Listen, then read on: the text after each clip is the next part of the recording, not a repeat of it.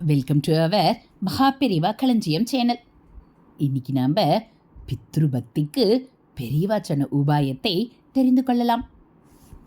உன் பிதுரார்ஜித சொத்து ஜாக்கிரதையாக இருக்கிறதா என்று பெரியவா ஒரு பக்தரை பார்த்து கேட்டார்கள்.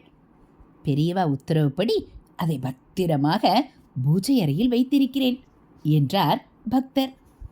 ஸ்ரீ பெரியவா, என்ன சொத்து தெரியுமா என்று தொண்டர்களை கேட்டுவிட்டு, வெறும் கல்லும் மண்ணும் தான் பிதுரார்ஜித சொத்து என்று கூறி, வந்தவரை கேள் என்று சொன்னார்கள்.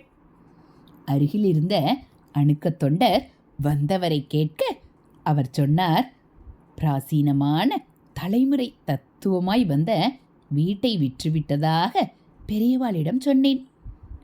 அப்பொழுது உடனே பெரியவா, அது நாராயண ஐயர், ஆதிசேஷையர், முத்துராமையர், சுப்புராமையர், ராமசாமி ஐயர் பரம்பரையில் ரொம்ப காலம் தலைமுறையாக உள்ள வீட்டை விற்று விட்டாயே, என்ன காரியம் செய்தாய், ஏன் இப்படி உனக்கு தோன்றியது என்றெல்லாம் கேட்டார்கள்.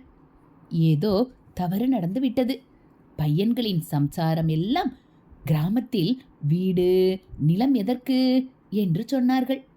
அதனால் விற்றுவிட்டேன் என்று நான் பெரியவாளிடம் சொன்னேன்.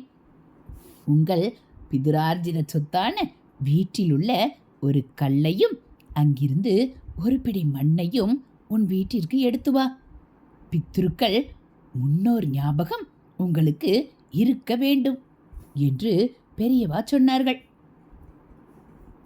அதைதான் நானும் செய்தேன் என்றார் அந்த பக்தர்.